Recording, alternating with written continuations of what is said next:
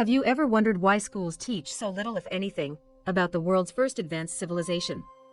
Especially when it introduced so many things we still use today. Why the mystery around Sumeria, which was in Mesopotamia, in what's now modern-day Iraq? After all, here's just some of what they gave us. The modern calendar, based on lunar cycles, the counting system used for geometry and measuring time, the wheel, the plow, irrigation systems like levees and canals, sailboats. They even spoke the first known language, and most importantly, they left evidence of the first recorded writing. That's a lot of intelligent contributions to humanity.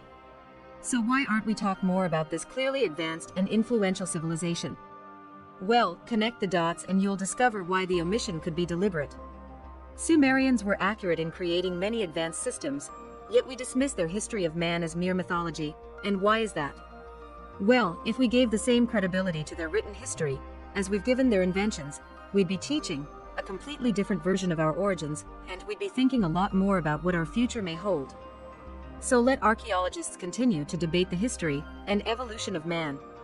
If you go to the source, here's what the first civilization ever to record history revealed about our past. In 1849, a British archaeologist discovered 14 tablets in Sumeria. Today, these are the oldest known writings, and they date back to the 24th century BC. While the stories on them share much of what other ancient writings say, they put a whole new spin on the other ancient sacred texts you see. While they do refer to a father of all beginnings, or some kind of ultimate supreme being, the tablets say that the creators in Genesis, the Garden of Eden, Adam and Eve. These were polytheistic gods of ours. Otherworldly beings, or just plain out, they were aliens. The entire first two tablets explain who they were and where they were from. Tablet 3 tells of the 6 days of creation, or settlement on Earth. Later, they explain how the human race was genetically manipulated by these beings and did not evolve randomly. Even the technology Sumerians gave us came from these beings. Are you interested now in knowing more about what the Sumerians had to say about our history? Here are selected legends from the 14 tablets and their parallels with other ancient sources. According to the Sumerian tablets, 445,000 years ago, creator gods, as they call it, came to Earth. The only inhabitants of Earth were wild and undomesticated animals and early ancestors of man. These beings were called the Anunnaki, which means those who from heaven to Earth came. The Anunnaki inhabited a distant orbiting planet called Nibiru, which only entered our solar system every 3,600 years.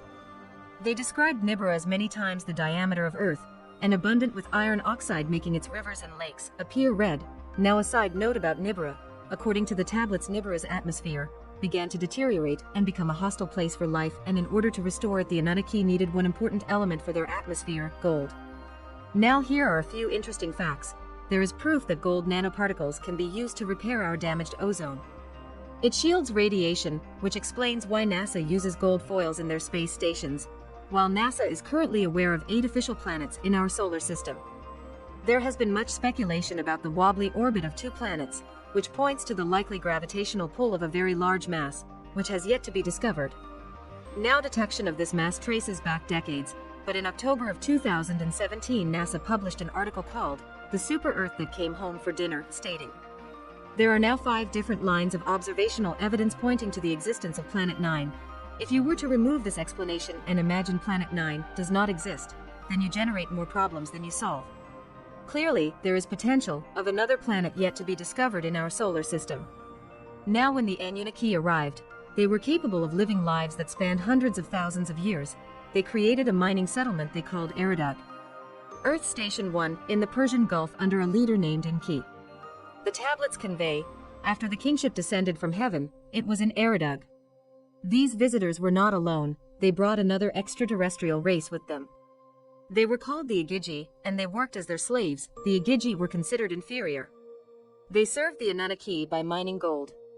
As civilizations grew, the Igigi endured crushing labor, and these stories are consistent with Babylonian tablets from the 18th century BC. When the gods, manlike, bore the labor, carried the load, the gods' load was great, the toil grievous, the trouble excessive. The great Anunnaki made the Igigi undertake the toil. After many centuries, the Igigi rebelled, mistakenly believing they could overcome these oppressive masters. Their defeat almost completely annihilated their race, leaving the Anunnaki without a workforce. Unable to replace the Igigi, Nibiru's ruler, Anu ordered his son, Enki to genetically engineer a new slave race. One that was intelligent enough to perform complex work, but still be subservient to the Anunnaki. His experiments are recounted in detail in Atrahasis. Many unique creatures were created. Enki finally successfully met his goal, and the result? A genetic hybrid between Earth's cavemen, Homo erectus, and the Anunnaki themselves. This hybrid we call Homo sapiens. The tablets called first man the Adamo. In Hebrew, Adam means man. The Anunnaki put the Homo sapiens to work in the mines, and elsewhere in Mesopotamia the Semitic word avad, or worship, literally means work for. Hence, early man had no choice but to worship their gods. According to the pictographs and texts, these Anunnaki, who we know lived many centuries, were giants compared to the Homo sapiens. Now, because their main purpose in life was to serve the Anunnaki, Homo sapiens were, in return, educated in social skills, academic affairs, and technology. All this is abundantly clear in the tablets. The new human slaves were sterile, but as a demand for workforce increased, they were re-engineered so that they could reproduce.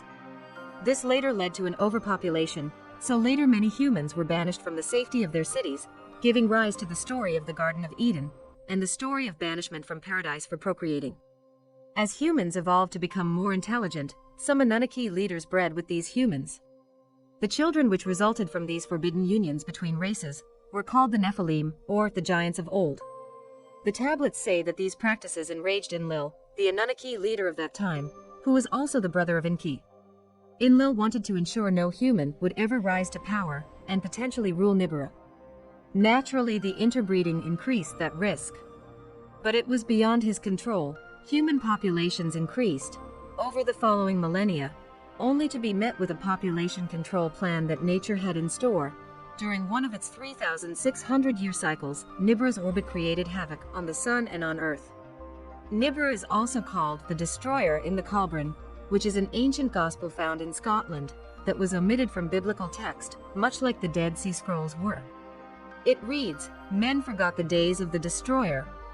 Only the wise know where it went, and that it shall return at the appointed time."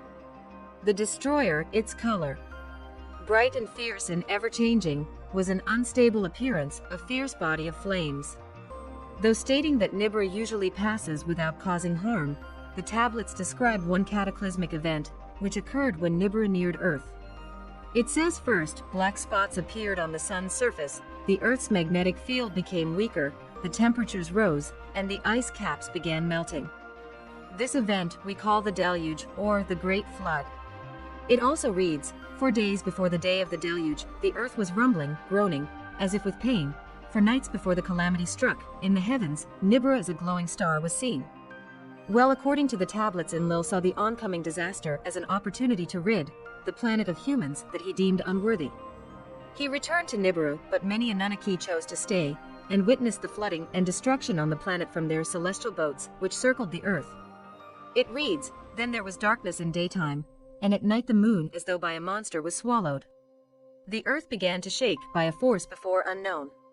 It was agitated. In the glow of dawn, a black cloud arose from the horizon. The morning light turned to darkness. Then the sound of a rolling thunder boomed, and lightning lit the skies. On that day, on that unforgettable day, the deluge with a roar began. At that point, the South Pole huge ice sheets collided and fell into the ocean. This would have created tsunamis everywhere traveling north to the gold mines in Southeast Africa. The tidal wave continued north until it reached and submerged the city of Eden, one of the first Anunnaki settlements on Earth, now located somewhere at the bottom of today's Persian Gulf. Witnessing the cataclysm, Enki, who felt sympathy for his creations, instructed his chosen ones to build boats. Among these few humans was Ziusudra, we know as Noah, and his family. A great storm with heavy rains started. The tidal wave kept sweeping the earth for 7 days, until it finally came to a halt. But the heavy rains continued for 40 more days and nights. The story of the deluge is recorded in almost every civilization on our planet. Core ice samples taken from Greenland and Antarctica illustrate that at the height of the last ice age, the sea levels were 425 feet lower than they are today. And, more importantly, there is clear indication of a rapid sea rise. After the deluge, reconstruction of a new spaceport began. The text describes how the Anunnaki made their buildings according to the position of the stars. It reads, "Let the heart of the plain, the heavens reflect." Once Enki to this agreed, Enlil from the skies of distances took measures. Indeed, the pyramids, now questioned to be much older than originally determined, and many other ancient monuments, are in fact aligned to the stars. When the Anunnaki finally left Earth, their influence had reached every corner of the world, from Mesopotamia to India to South America.